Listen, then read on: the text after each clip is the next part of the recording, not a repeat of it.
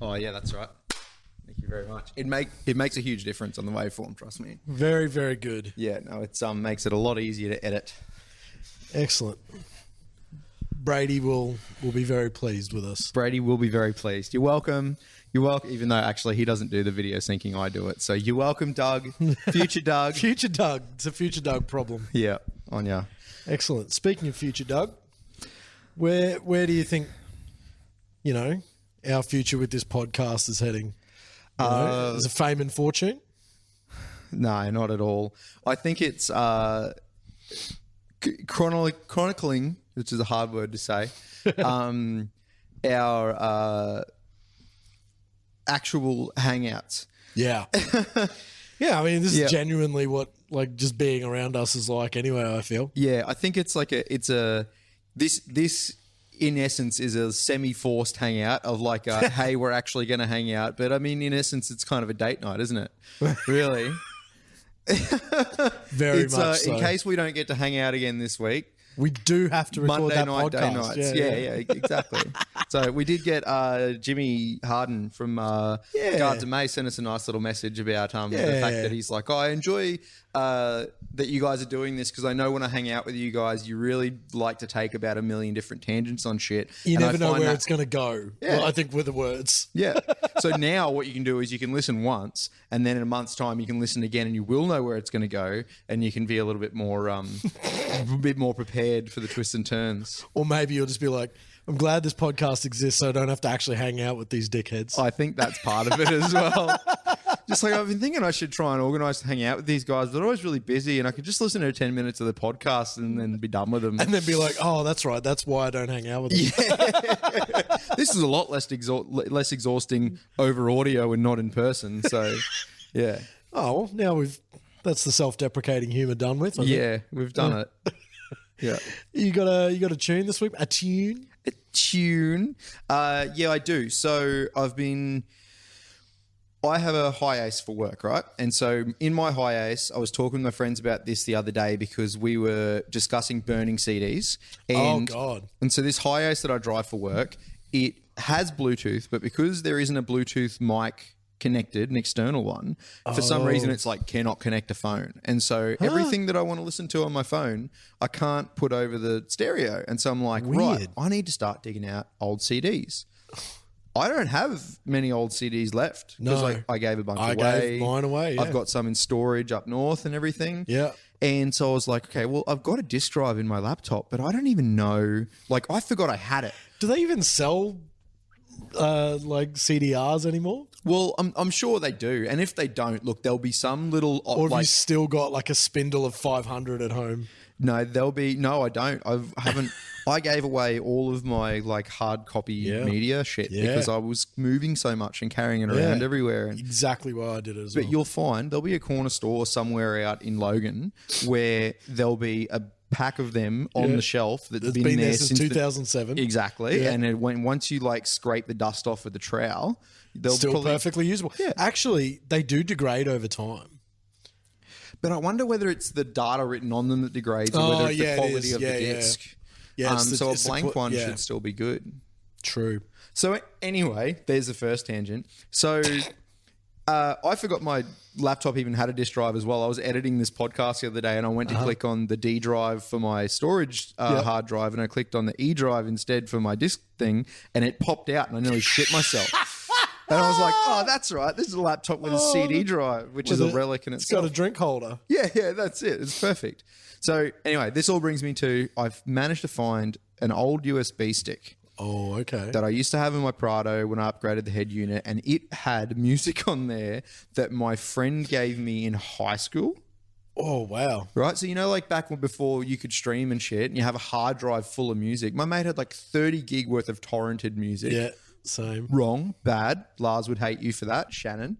And so there's another tangent we can go down there because with hindsight, Lars was he went about it the wrong way, but Lars was absolutely correct. Oh yeah, no question. Yeah. But he really knew how to make himself look like a pissy little. Yeah, he did. Yeah, like he just angry little bulldog about it. Yeah.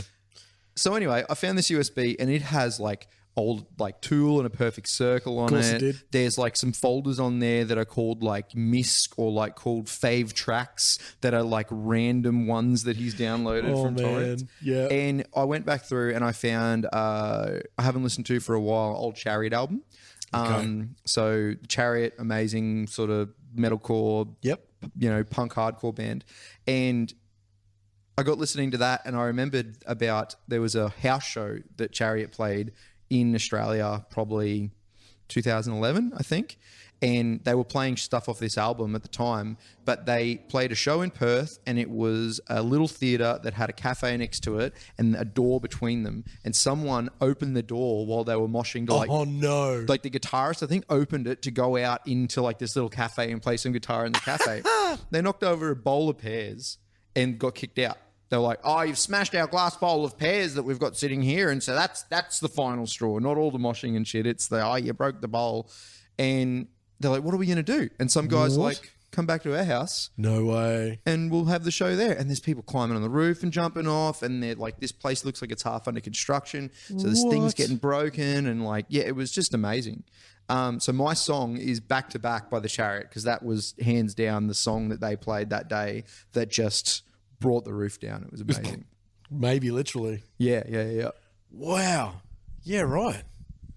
Yeah. That's so far out. So I want to know house shows. Well, first of all, is there a chance that we may be able to find someone who was at that house show? Most definitely. In Maybe Perth. not organically from them watching this, but we could hunt them down. Surely. Yeah. Well, the guy who posted I don't think it was posted to the Chariot's YouTube channel. It might have been, but you could definitely find the guy whose house it was. Do you know what I'm going to do when this episode drops?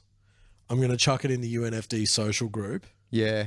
And ask people if they know anyone who was at that show. All right. So 2011, the Chariot played Perth, and I think they were touring off the back of War and Rumours of War. Okay. 2011, or maybe not. It was either that or Long Live. But so Chariot come over, 2011, they played Perth. They played in a little theatre, ended up playing a house show. There's a very amazing video on YouTube about it. If you took that video or it was your house, we want to talk to you. Yeah, we'll jump on Zoom with you or something. Yeah. Want to hear more about it. That'd be sick. But talking about house shows, it actually reminds me of that a couple of years ago now, I rang you when you were living at the Sunshine Coast. Yes. And there was my mate Dallas Frasca was in town playing parlour gigs. Yeah, Parlour being the name of the company runs them. That you can basically book your favourite artist to come and play at your house. Yeah. And the third gig of which that Dallas was booked for, Dallas being a blues rock artist, but she was playing solo. Yeah. And where was that at? That was in Nambour. Nambour. Yeah, so it was like over the back of the train line in Nambour in like a tiny little suburb. Correct. That we cranked that place way too loud for that suburb on that night. I think. It was a Sunday evening too. It was a school night. Yeah. And what was the deal? I can't remember. It was like someone's birthday maybe. So what it was I think it was It was a wild show. It was the husband's birthday. And the missus had found out about it. So the way Parlour works is that It was also in memory of a fan who had passed away. That's what it was. And remember, it was like, it was a sort of a weird vibe because they were really making a big deal out of it. And that this person and Dallas were such good friends. Yeah. But Dallas barely knew them. Barely knew the person, yeah. And so there was a lot of emphasis being put on the gig that Dallas was just like, I'm going to do this justice, but far out. They're putting a lot more on it than I Well, yeah, really the onus it. really is on like that you really want to, you feel like you've got such a connection with this person because you know their stuff so well, but then the performer themselves that don't have that connection with you, it's got this really lopsided energy of we're so happy you're here. And I'm not going to say it wasn't like creepy, but there was this like social pressure. There's a weird vibe on it, wasn't there? Of it being meaning as much to her as it did to them, which it can never really do. Obviously, it touched her that she was booked under those pretenses, but you can't match that energy. But also people had been, like there was maybe 50 or so people, more maybe? So those of you playing at home, the way Parler works is that an artist that wants to do, a run of shows. So like how many? I think there's normally like 20 shows or something like that on a Parler run. Or just whatever you can fit in. Like you give them your availables and she was from Melbourne. She was like, I'm going to be up in Queensland these 3 days. And people can kind of bid for. Yeah, so show. They're sort of like an agent. So it wasn't so much a long run of house shows. It was that they say, oh, hey, we've got a run organised for you. Do you want to take it? Yeah. So the people can submit to Parler and say, hey, we love this artist. We'd love to have them here. Here's what we're willing to pay. Here's what we can provide. We guarantee this and that and blah, blah, blah. And so, they run it like they're running, like promoting their own show, but it's their own private backyard show. Yeah. Very cool little setup they had out the back. Great idea, yeah. I took some PA along that I borrowed off our friend Jasper that I did not get the time to be briefed on. Yeah. And so There's some tech difficulties. First time using a digital mixer with an iPad. Right. I fucked if I could find the page with the gain faders on it. The whole time we're like, this PA is way too quiet. And every time we like turn it up, it's not loud enough and whatever. Yeah. And so we ended up just revving sorry Jasper, whose gear we borrowed. We redlined it. So it was clipping the whole time and it sounded awful, but the people loved it. They did, but they had also been drinking for many hours before we all arrived, which really, really rocks that boat. Just about capsized it. Yeah, and do you remember you weren't allowed in the house. No one was allowed in the house. So, the gents' toilet was, down the side of the house. And it was. They'd, fabbed up a little, like a urinal corrugated almost, iron urinal in the front of the house. It was wild, man. It was just a wild time. I got to admit, too, right? So, I think there's probably more types, but I would say there's 2 types of house shows. Yep. There's the one where it's the guy whose band it is like, hey, there's no venues that we're going to play, or we just want to have a party, but we're going to put some bands on. Yep. And then there's the life of the cover or contract musician. So in her case, playing her own stuff, but she was contracted to come and do that show for a private function. Yeah. Very different. Totally. Very different vibe. Totally. And it's a weird one because it really feels like it's like you're going to be our dancing monkey. Like you're going to do the songs we want and you're going to play for as long as we want. And yeah. So it can definitely go wrong. I've had it go wrong on me once before. So playing I think I covers. remember this story. You got given a covers gig out west and you asked them about you sure they're not just going to want me to play country music all night? Yeah. That was what it was. Yeah. So it was out at Emerald and I got booked for this thing. It was another guy that was supposed to do it who was right for the job. He was the guy for the job. Smiles. Oh. Do you know Smiles? Yeah. Our friend Smiles, perfect guy for the job, can rock the country, can do whatever, and he's a goer is the best way to describe Smiles. And it was for a friend of his, and he said, look, I can't make it. I recommend Dougie, I'll send him out. And I was like, yep, cool. I'll go out and do it. 2 things I asked was, 1, this is an Emerald show. Are you guys going to want country? Oh, no, a bit of everything's fine. No, that's fine. No worries. That's cool. I'll play the normal covers I play. They're fine. Also, it's out at Emerald and stuff like that. So how late do you want to go? Oh, well, don't worry. You can stay here. We got plenty of room in the backyard. You can camp out or whatever because I had a Prado. And I was like, well, if I'm going to drive all the way out there, I'll just stay the night. No worries. No one told me how fucking cold it was going to be. Yeah, man. So I start heading west and at night it just gets so cold. It's relentless. Yeah. Super hot in the day, super cold at night. Yeah. And so played my first hour and they started asking me for country. Sorry guys, don't have any country. Played my second hour mate. Surely friends in low places. In the space between my sets, they were like, oh, what do you got in your house music there? So I was queuing up country music for them. And in the end, I basically went out there to play music for these people and they were... And then DJ for them. They were cutting a rug to the house music between my sets. And then I slept in the back of my Prado, which was just a not a concrete deck, a plywood deck that felt like concrete with a sleeping bag. Oh, and no. I am still Froze. waiting for my testicles to come down.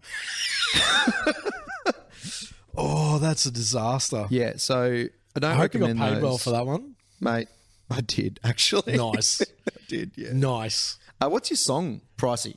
Look, I'll have to disclaimer this one because it is one that I am working on, but You shill. you bootlicker. yeah. No, but I know it's one. I know it's a band that you love as well, and we've discussed them at length. And New Kids on the Block. Yeah, they got a new one out. No, it's 12 Foot Ninja, Oh, really? of course. So it's Start the Fire. Yes. You know, and it came out last week, and yeah, it to me is like it's really where they've like this was Long Way Home came out, and it like I like Long Way Home. It's a cool song, but I've been waiting for this one to drop and for everyone else to hear it because like I heard it and I was like, oh, that's the single. yeah. Nice. Yeah. That's the one. And I was really, really stoked about it. And yeah, it's just cracking song. The film clip, I hadn't seen the film clip when I first heard it. Yep. So I only got to see it like a day before everyone else did. They are just masters of like, you know, they make all the stuff themselves. And they don't miss generally. Nah. You know, and I say generally because I do remember there was a little bit of criticism they had on the video for Ain't That a Bitch, the one they put like they did the Kickstarter for. They had Periphery in it and everything. Well, why is that a miss though? That was such a great No. clip. It was a great video clip, but cool. I do remember Stevic coming out afterwards and saying, so they had the scene where like he's like chopping up the troll, yeah. and it went on for a little bit longer, and he did come out afterwards and say, look, in the editing room, like when we're filming that and when we're editing it, we were pissing ourselves laughing. We really thought it was like a good sort of like a over the top, obscene, you know, scene. Yeah. And purposely drew it out. yeah, exactly right. Yeah. And it just didn't play as well with people. But like even then, like the production value, Yeah. I can never get over the production value these guys put in, all of the ancillary stuff. Yeah. So this new thing, Actually, I just to cut you off real quickly, Chad. Kyle. Yeah. Kyle. Not sorry. Sponsor us. So I'd drink a Monster every week if they paid us. Yeah, that's it. So, shill. Fair play. I just saw a thing the other day. I don't know if you remember an online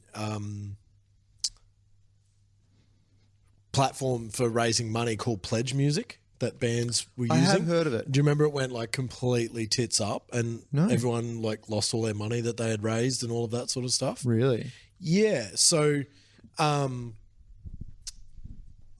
Ninja Dudes lost $50,000. Wow. I don't know how public this is, but maybe I shouldn't talk about this. But I saw a screenshot of like they emailed all of their fans and they, even though they lost that money, they went ahead and produced the things that they said they were going to produce for the fans and made sure they got them. It would be, I don't think people they wouldn't be happy, but they wouldn't necessarily They wouldn't blame the band if they couldn't. Wouldn't blame them for that. But also the big fuck up would be to not act on something like that, you know? So yeah, the band went ahead and produced the items and provided them to their fans anyway. Yeah. Which like, you know, if ever there was a time for using that like good guy meme, which is probably very, very old now. But it'll come it's back like around, everything does. Good guy 12 Foot Ninja, you know? Like, yeah. They absolutely, you know, delivered on something that they, like you say, probably wouldn't have been blamed for not delivering on. There was a band that did the inverse, so Corellia. Oh, yeah. Yeah, that was a big, long, drawn-out saga. And then it got released for free eventually. On YouTube, yeah. So hearing the story of the remaining members that tried to get it out, you start to have a little bit more sympathy for them. But at the time, they copped a whole bunch of hate because the way that it appeared and sort of uncontested, they didn't really come out and make any official statements about it that justified it, but they had a Indiegogo campaign for their new album. It was hotly anticipated, and it was something along the lines of the guitarist or someone, they'd recorded maybe half of the masters for everything, and then he buggered off with the hard drives that had it on there, and they couldn't contact him, and it all just got pulled out from under him. That was the story that they put out. And look, it's a shame because when the eventual release on YouTube of what they had left of stems and stuff came out, I reckon it would have been a really good release. But what they didn't do was go out of their way to make sure the fans were looked after. Yeah. And I'm sure that would have been very, very difficult to do. But 12 Foot Ninja clearly... Yeah. Yeah. They're definitely guys who really care about like their fans and the way that and that they deliver on what they say they're going to deliver.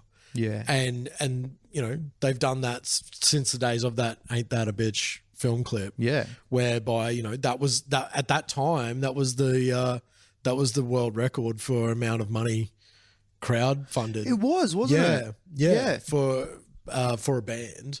And you know, it was to ensure the production quality. Yeah. Like they had hired, the money was spent on hiring effects and costuming and all those, like people that had worked on, you know, the Matrix films and stuff like that to work on that film clip and to, you know, ensure that they got, you know, the periphery guys in the film clip. And, you know, so like this, you know, what they've gone ahead and done with this clip and, you know, like it looks like, you know, any sort of, you know, sci-fi film that you'd see on Netflix. My question is though, there's got to be another video clip that's coming out because there'd be a sequel to it, I imagine. One thing I'll say about that was I was on the edge of my seat waiting for the thing that was going to happen in that video clip, and it didn't happen. Well, it kind of did. Yeah. Kiyoshi, the 12-foot ninja, did finally appear. So at the end, it came together for me. I was like, oh, okay, there's going to be a thing and whatever. But I was like waiting because I'm like, you see, you're watching the bars tick up. So in the video clip, they're all hanging in sort of stasis, and it's like they're 12-foot ninja charging, like they're going to be, you know, charged up and drop and be released. So it's obviously the next film clip, but fuck, they blue-balled me, Tim. They fucking blue-balled me. Yeah. Oh, that's all right. Wait and see then. I will wait patiently, guys. Yeah. But anyway, it's a dope as hell track.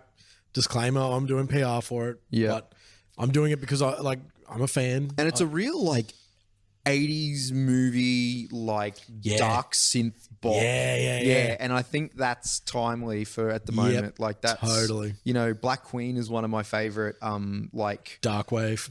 Yeah, basically. Yeah. Like them and Gunship have really been killing it in the last sort of few years. So to hear 12 Foot come out and it's not like that was ever totally absent from their other stuff, but they doubled down in it on this one. I'd agree with that. Yeah. Yeah, absolutely. Yeah. And probably one of their biggest, like the very start where he just like goes, "Start the fire," and like that's probably one of the heaviest like intros they've ever done. I think it's really cool. One Hand Killing though would be my pick for like heaviest ninja song. Yeah. Okay, but that said, that's splitting fucking hairs. That's going well. So all these 10 out of 10s, well, that's the most 10 out of 10, 10 out of 10. If you know what I mean?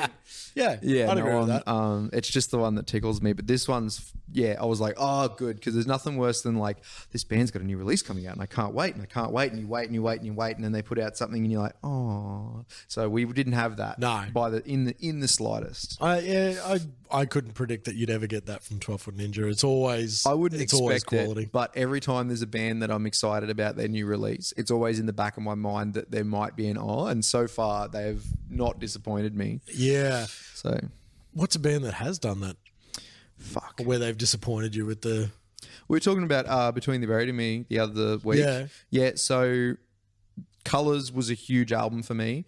And then The Great Misdirect was another amazing album. But I think I was at that point in time where I was a bit burnt out on the throw in everything in the kitchen sink kind of music. Right. And so I felt like I'd heard all kinds of genres and everything that they kind of were good at and could do in an album. And then the next album came out and it kind of felt like they were using the same playbook, which is not a slight on them, but it was a thing where it came out and I was like, this is good, but I'm not pumped about it anymore. You know? So it's less about people putting out bad releases, but I know Draft Tongue Orchestra was Ben Wyman's side project that he came out with after Dillinger, and it wasn't for me. Yeah, fair enough. But I was so excited.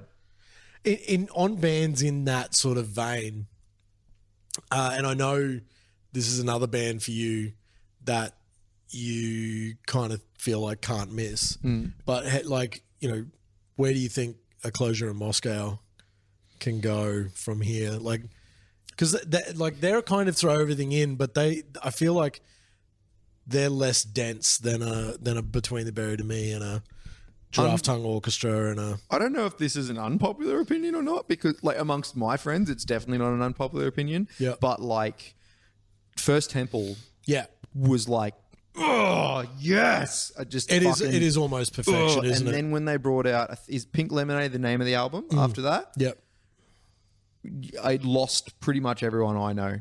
It didn't. I don't understand why it's so good. Once again, amazing musicians. It really needs time to grow. Some amazing music.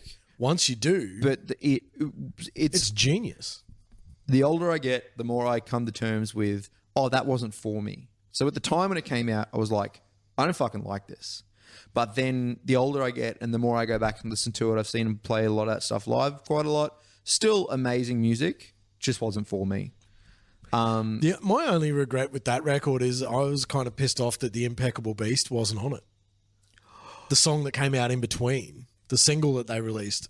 Who was the band? Which I feel like, I could be totally wrong here, but I feel like that was a song that was amongst a whole bunch of other stuff they'd recorded, and they thought that was the direction they were going, weren't feeling it, scrapped it, and then made Pink Lemonade. Some bands put out the single that never makes it on the record, right? But there's a big gap between Impeccable Beast and then Pink Lemonade. And so you hear a song come out and you think, that's the single for a new release that I haven't heard about that's yet. That's what I thought. And then the release doesn't come, and when it eventually comes, it's not on there, and you go, they've moved past it.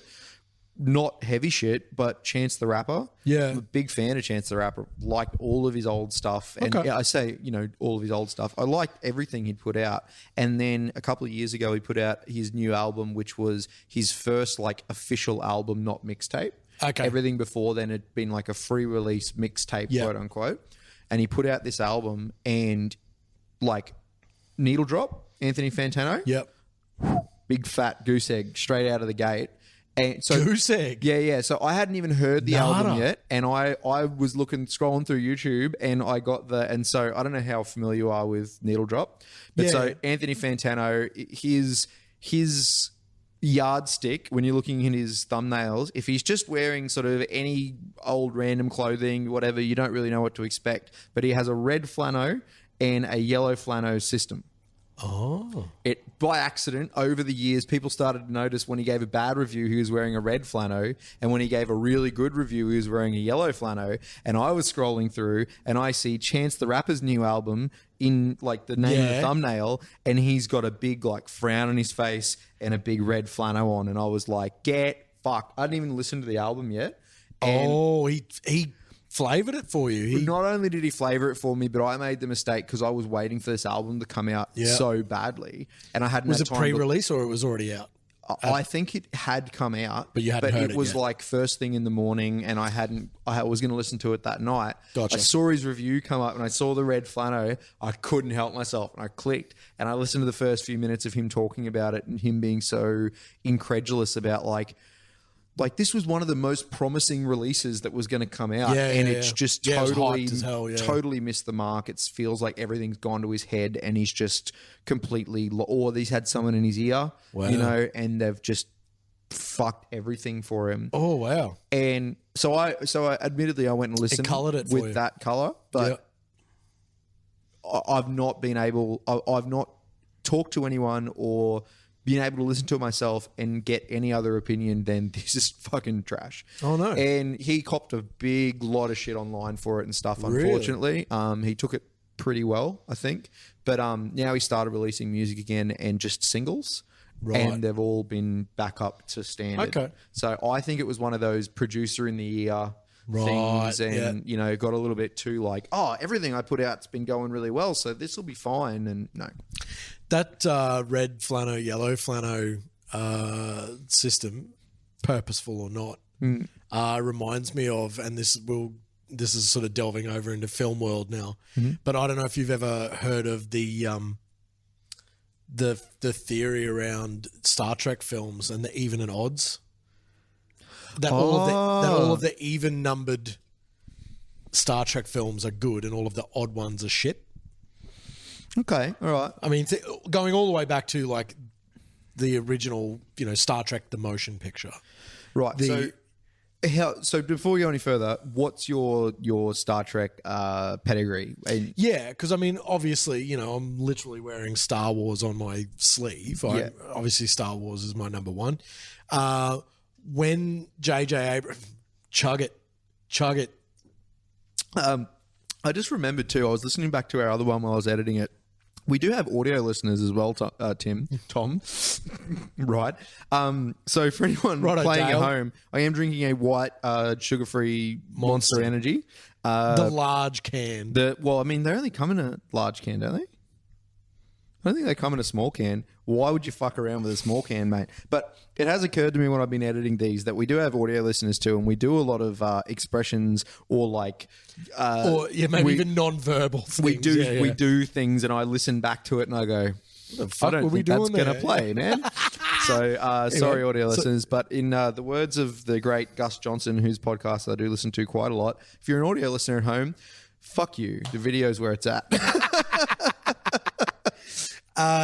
So getting back to when J.J. Abrams started releasing his what is now called lens flare compilations. Yep.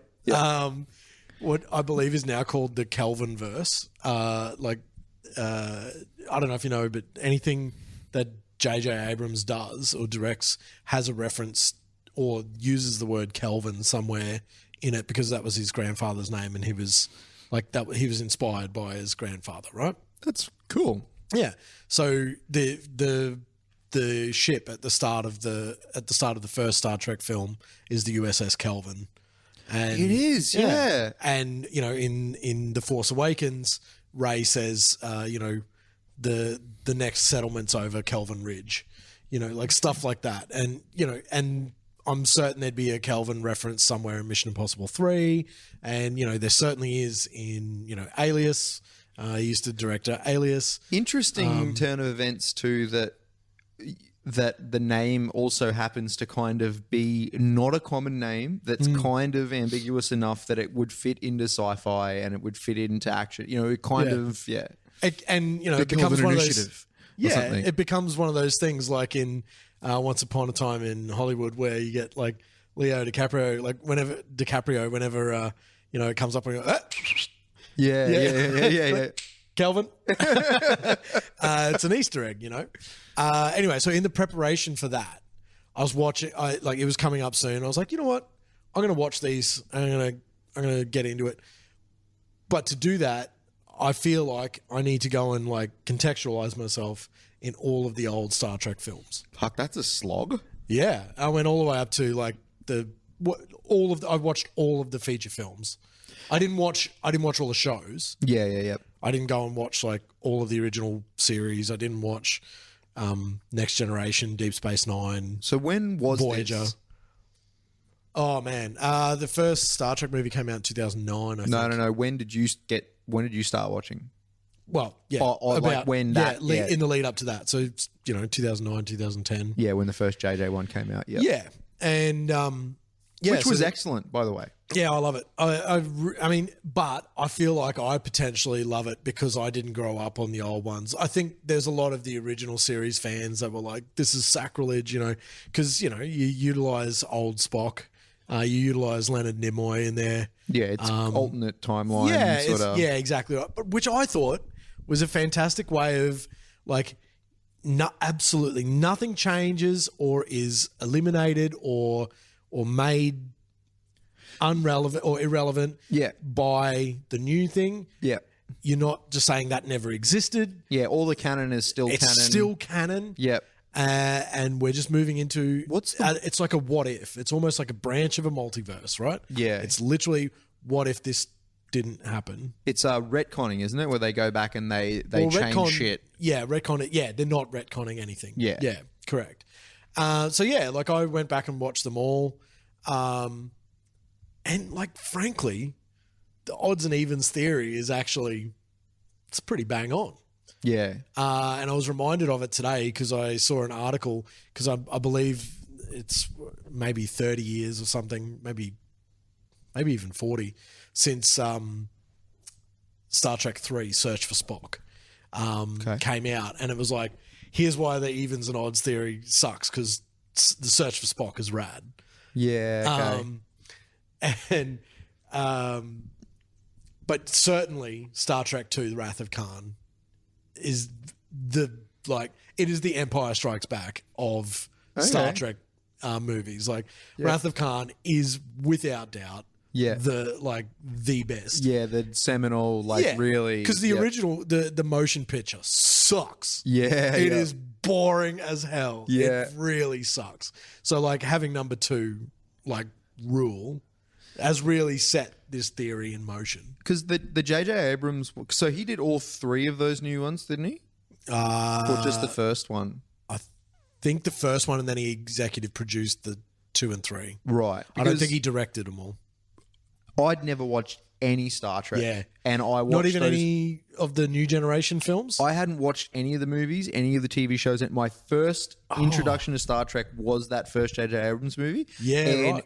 Even not knowing anything but the pop culture stuff that you kind of get, you know, thrown on you, I really liked that. I liked all 3 of those movies. I thought they were all excellent movies. And then at the tail end of that, they brought out the new Discovery. Yeah, which rules. I love it. Well, first season, banger, knocked it out of the park. And then the 2 after that have been not as good. Third season I really liked.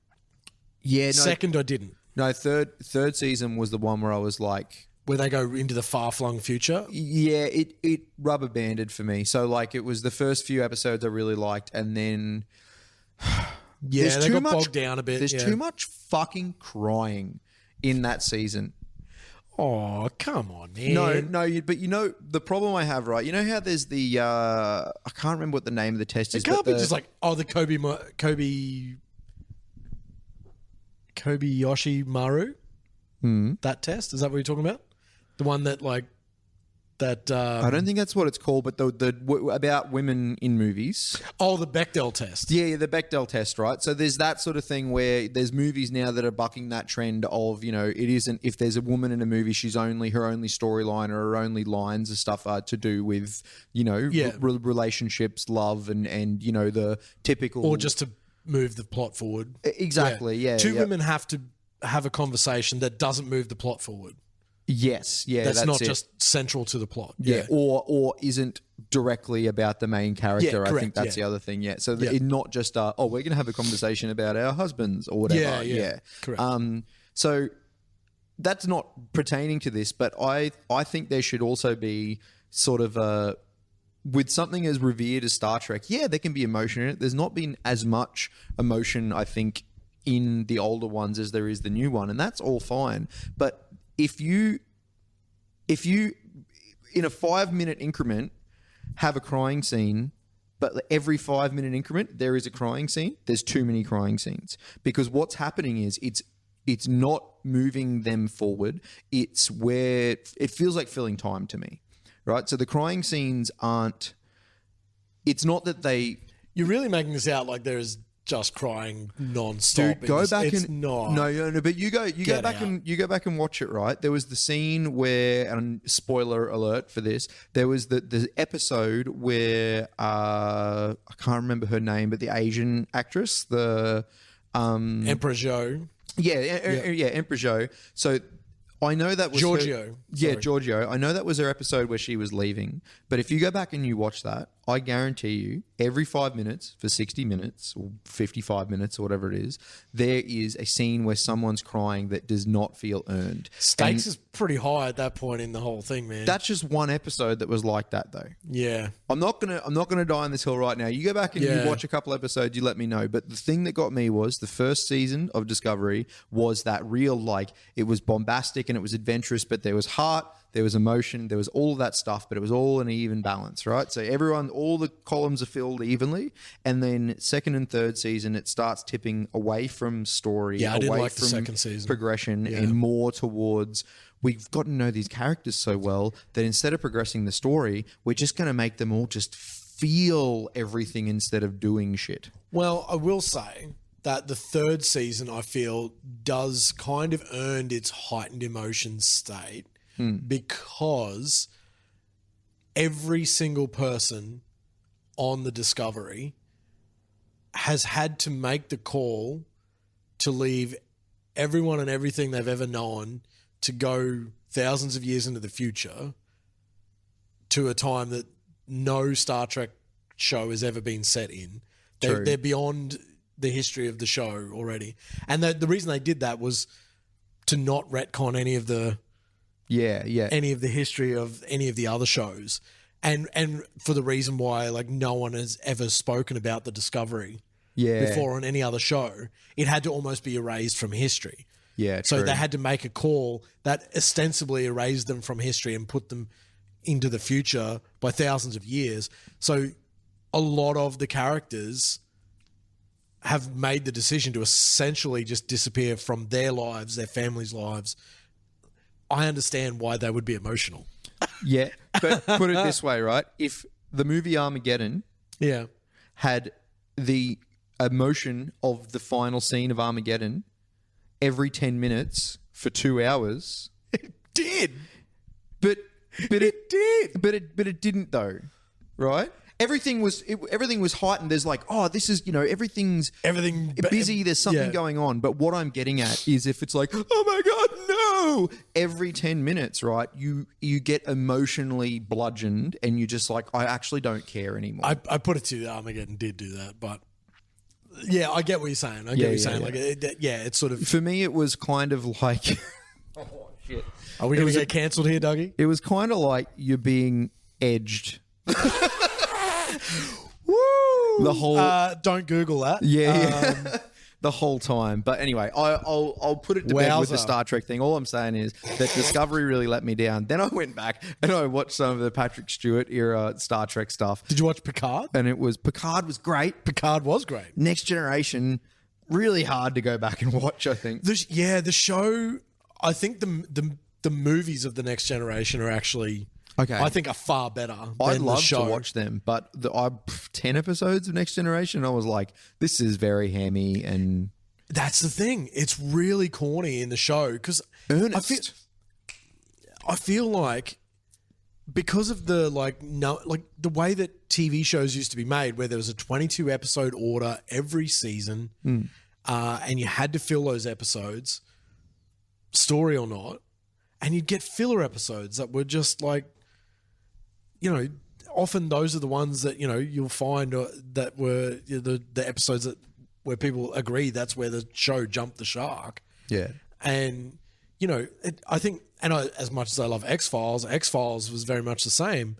There's like 22 episodes a season, but you can, I found a thing the other day that was like, here's the 96 episodes of 11 seasons of the X-Files that tell you the story. You can not watch the rest. Yes, yeah, abridged. Yeah, like the abridged version. Here's like the watch order. I'm not at all, and not lose any of the key mythology. Yeah, if you can take the filler episodes out, you can make what is really cracking. Yeah, so I'm not an anime guy at all, but I had a mate that was watching. Same. And admittedly, it was a piss take because it was overdubbed. But there was a friend of mine that went back and watched Dragon Ball Z. So I had two friends. One friend went back and watched all of it with all the filler episodes, and he said it was he had like a few weeks off in a row, and he's like, I think he actually was after he broke his leg. So he was in bed for a while and he's like, right, I'm just going to watch all the Dragon Ball Z. And he said, with all the filler episodes, it was definitely an experience, but not one that I'd have again. Right. Because out of 100... most of the episodes are filler, in my opinion. Well, 20 minutes of every episode is them just like staring at each other going like... and like trying to charge up. I remember it being on Cheese TV... And you could watch it, you could catch 5 minutes of it on Monday, catch 5 minutes of it on Friday. They're still in the same battle. That's how I felt about the third series. The third season of Discovery is instead of charging up, it's crying. So you're like, oh, the story's going to move along, but first we've got to have a heartfelt scene in the corridor where we talk about something that makes us cry, and then we'll get to the ship and we're about to get on the ship, but we're going to stop and talk about something that makes us cry. And I just couldn't do it. But so the other version of Dragon Ball Z was, it was called Abridged, but not only did they chop a bunch of the filler out, but they dubbed it and like, it was a piss take. But my friend that was like, if you don't like Dragon Ball Z, watch this, because not only is it funny and a piss take, but you can actually still get the story. Wow. Even though they've dubbed it with stupid lines and made it funny, you can still get the story of Dragon Ball Z. Have you, speaking of doing an overdub piss take, have you ever watched the Australian film Hercules Returns? No. Okay. So do you remember like Effie from like Fast Forward? Yeah. Effie. So Effie's in it. Mary Custis. Yeah. Bruce Spence, who is like, you know, the gyrocopter dude out of Mad Max 2. And like a bunch of those, and like, you know, like your Martin Malloy's. He's another one. Well, I don't know about Hollywood that guy, but he's definitely one of those Australian that guys. Yeah. Man, we could make a whole podcast about that guys. Just that we? guys. Yeah. Let's actually do that. Yeah. So welcome to our podcast network. It's just us with 8 different podcasts. And it's about, they get an old archival print of the Hercules movie, and then they go to reopen. Yeah, is this ringing a bell? bells. So they buy an old movie theater. Yeah, and they go to their opening night is this archival print of Hercules. Okay. And then they go to test it out, and it's all in Greek. Oh, and they're like, oh no. And so they dub it as the movie's going. Oh. And so so the movie is essentially you're watching the movie, but with them overdubbing it. Okay. Yeah. This rings a bell. I don't think I've necessarily seen it, but I've definitely heard of this movie before. Yeah. And it's like just quintessential Australian humor. Yeah. And, you know, it'd be like, it's like Hercules rides up on a horse. He's like, oh, g'day, ladies. And they're, fuck off. Like, we don't need you creepos coming around here. Like, I can't even quote it because I haven't seen it that many times, but I have friends who can quote the entire film. I don't know if I brought this up last time we talked about Australian cinema, but there definitely is the problem of cultural cringe where people go, oh, I can't watch that because it's an Australian movie made in Australia. Yeah. It's usually like, even if it's excellent writing and excellent actors, there's this like, it's like the uncanny valley with CGI of like, I know that the writing's good and I know the actors are good, but there's just something not right about it. Yeah. But every now and again you get one where you're just like, it doesn't fucking matter. Like... And it's just got like little gems of jokes like this where he walks and like this dude's like got a plate of like food there and he's like, crepe? And this dude goes, no thanks, I just went, oh, crepe. There's a lot to be said for that, just like shitty wordplay stuff. Oh, that's all through it. It's brilliant. Oh, it is just so good. Well, I think we're about 40 minutes in now. Yeah, and I don't think we've actually talked about either of our flicks. Do we let's commit? It. Yeah, let's do right. it. You first. So on the weekend, I've been, I know you're excited. I've obviously been watching a lot of like ensemble cast films lately. Oh, yeah. And I've been just loving, like just going, oh, and that actor too. Oh, yes. Anyway, so I watched The Dead Don't Die on the weekend on Netflix, and it like the cast is just like, first of all, it's directed by a director called Jim Jarmusch, who I've watched a bunch of his movies before, and generally they're exceptionally weird films. And can you name another one of his movies? There's one called Dead Man that has Johnny Depp in it. And there's one It's called like Last Night on Earth. Okay. And it's like it's about a cab driver in Paris. Okay. And there's just all these celebrities get in the back of the cab and have conversations. It's just a series of conversations in the back of the cab. Some of the best movies are. Anyway, so this one is set.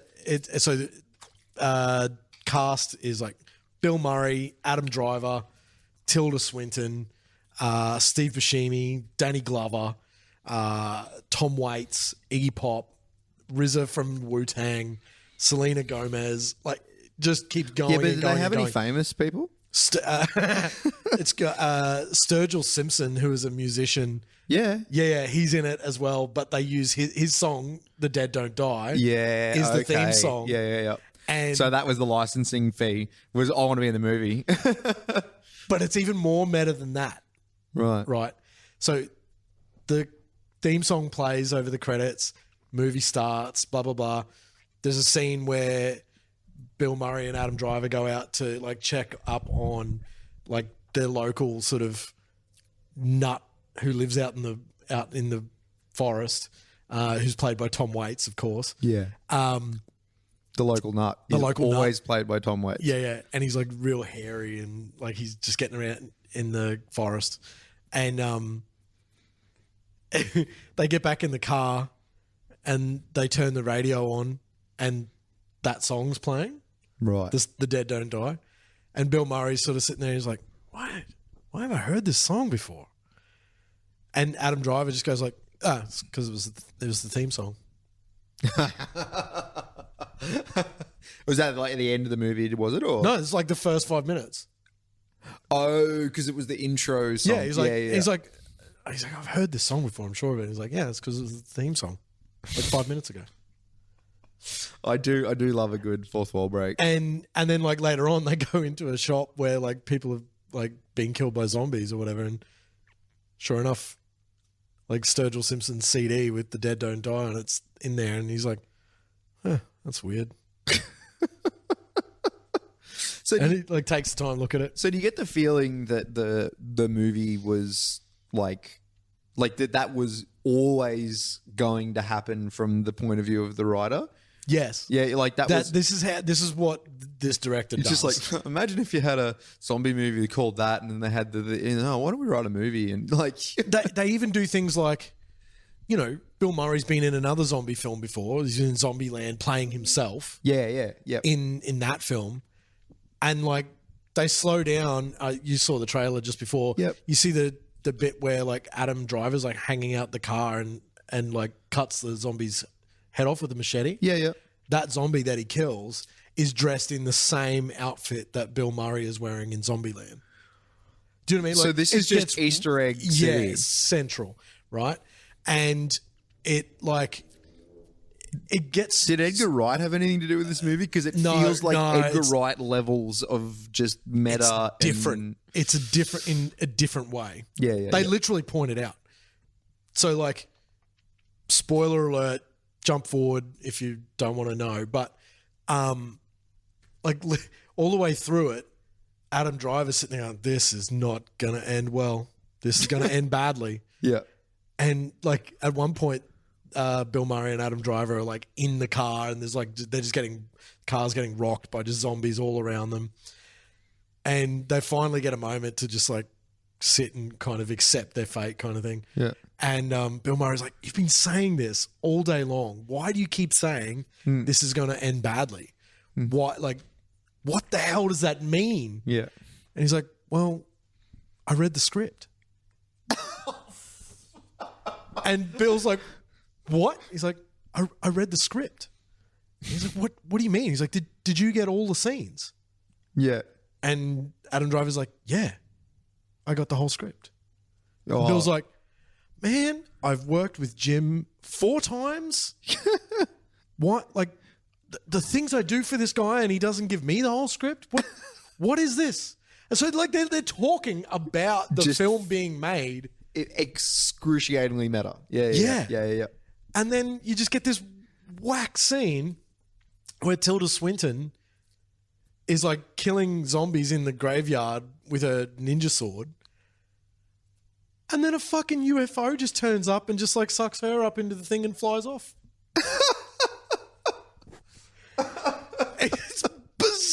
bizarre.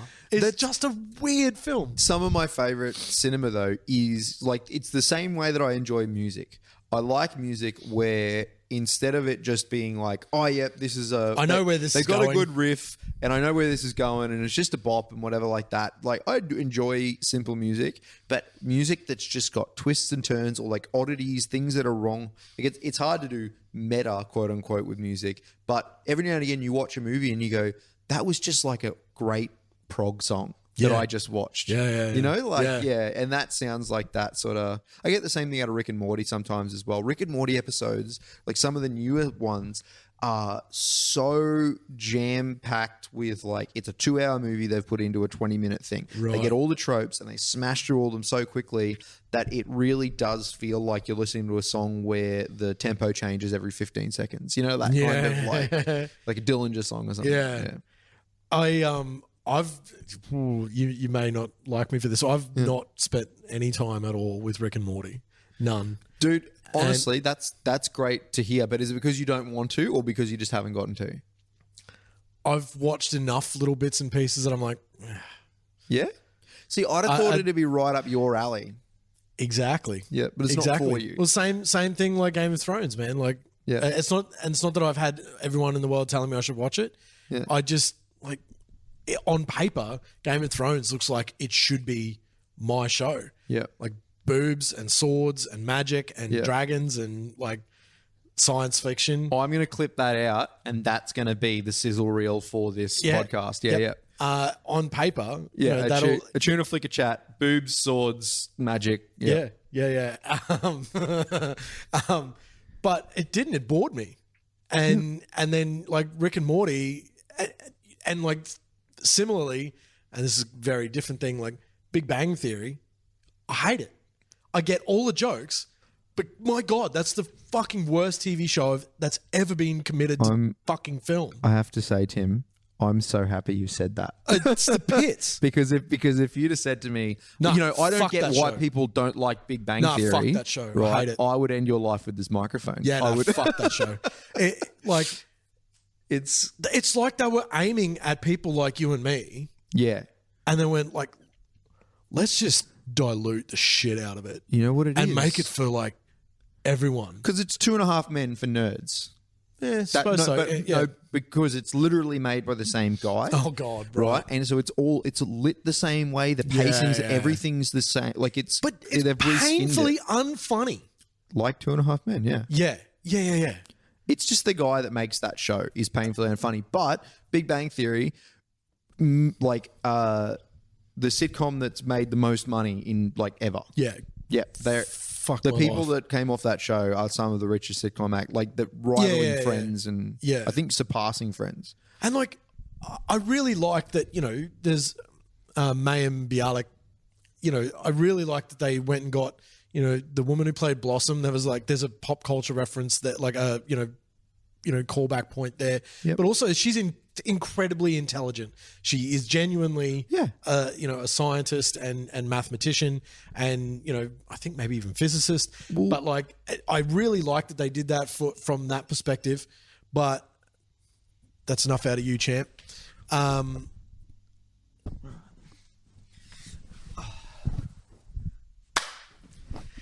So well, let's address the cut because I don't like having cuts in these things. So the fucking SD card filled up because I picked the wrong SD card and it was not roomy enough for this big long video we're making. So sorry about that. We're talking about how much the fucking Big Bang Theory just fucking blows goats.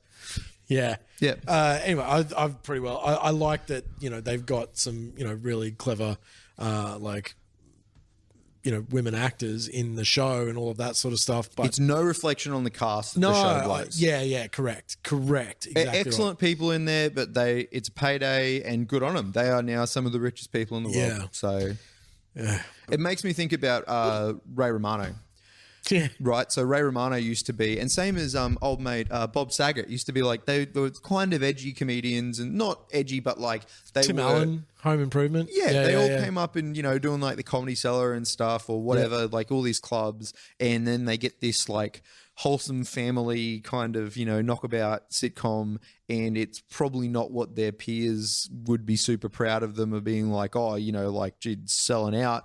Yeah. Those motherfuckers, like, they have created generational wealth for their families. Totally. Doing something they like to do. Totally. So, love it or hate it. Yeah, true that. Yeah. True that.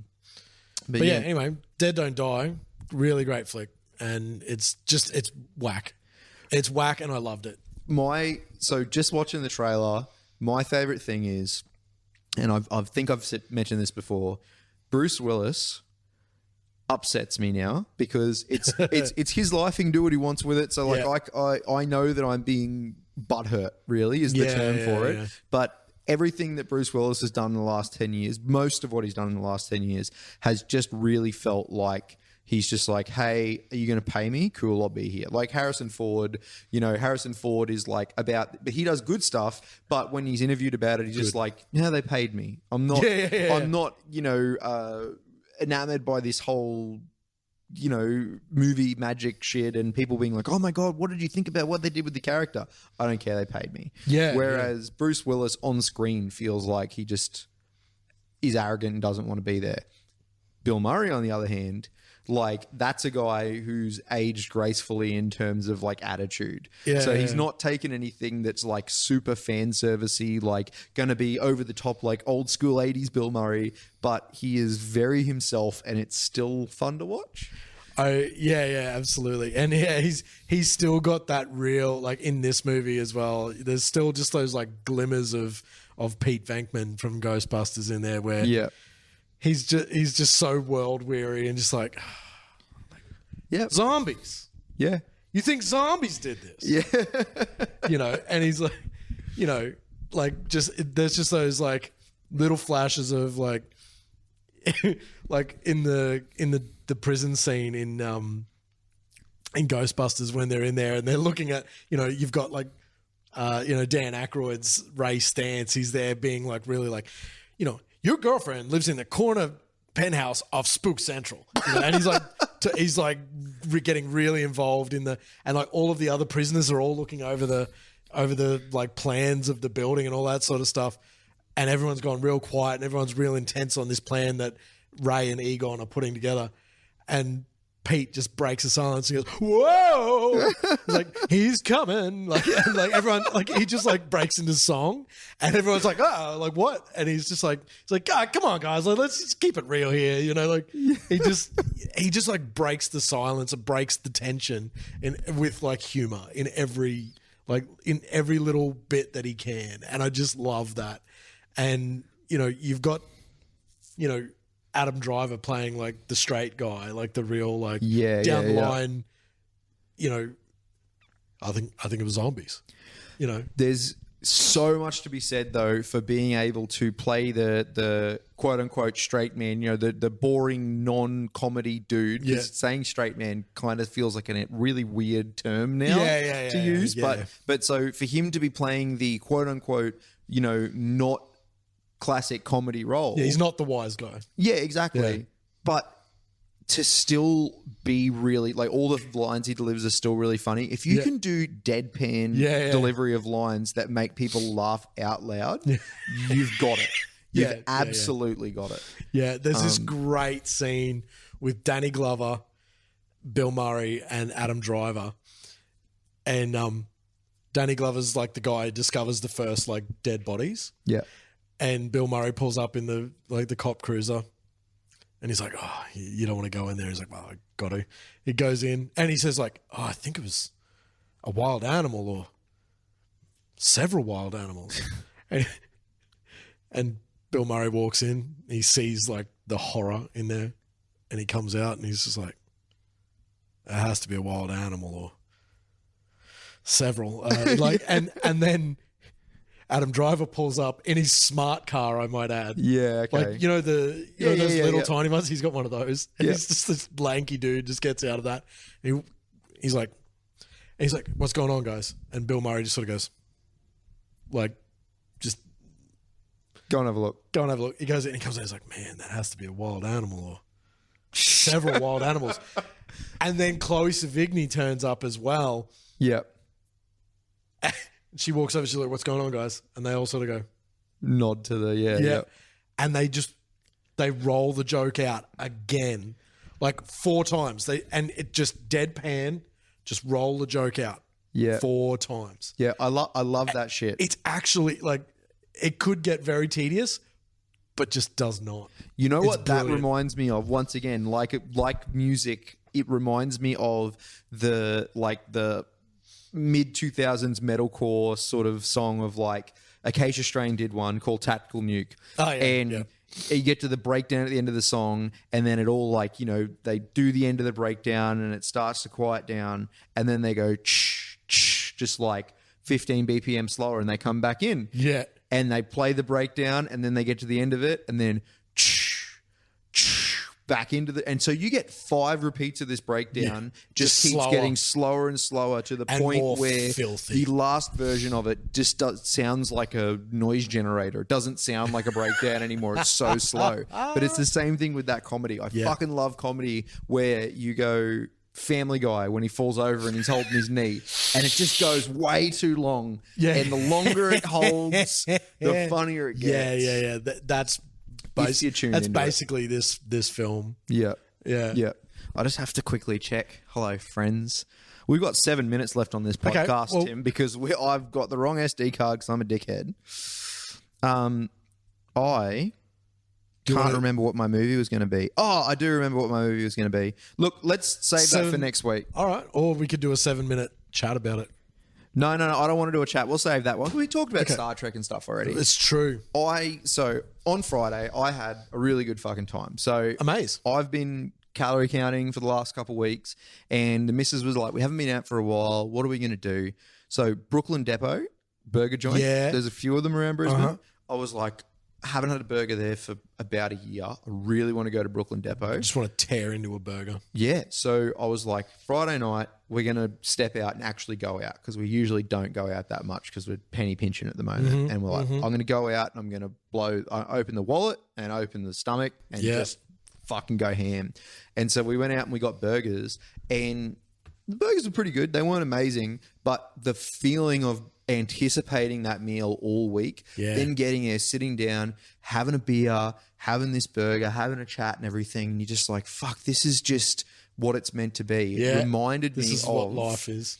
how good is just a fucking pub counter meal with mates. So like before a gig, or like you're out for the weekend, or you're on holiday somewhere and you drop in, then let's just get a countery. Some of the best memories I've had have been over shitty counter meals. Yep. Miami Shark Bar. Yep. Before many an Epidemic Over gig. Yep. With Benny and Truck and Yep. Greenie and Goose and whoever like was doing sound for him that night. It might have been Jasper, or it might have been, Mark James, or could have been any of those people. Often joined by like Lucas from Helm or something like that. And I remember one weekend, I think it was Misdirection played. At Miami Shark Bar, and we all went down to the bistro, and we got a bloody, a steak and chips each or whatever. And and you're just sitting around, and it's never about the food. It's about that. Like when I smell counter meal, when I walk past the pub, I go, I don't care what it is. That gravy. Yeah, I just want to get in. It's same as I don't smoke. I've never smoked. Like I've had a few cigarettes in my time, but like I've never been drawn to smoking. But when I walk past a pub, like a beer garden, and I smell cigarette smoke, I want a beer. You want to get on a sesh. Yeah. Well, I don't even want to smoke. I want to go and just fucking hit the beers. Have a couple of schoolies. Gotta have some beers with the boys. Like, just everything's about beers. Just have a schooner. I might have been not at a pub for a month and just walk past and smell that, and you go, I'm overdue. Yeah. I'm overdue.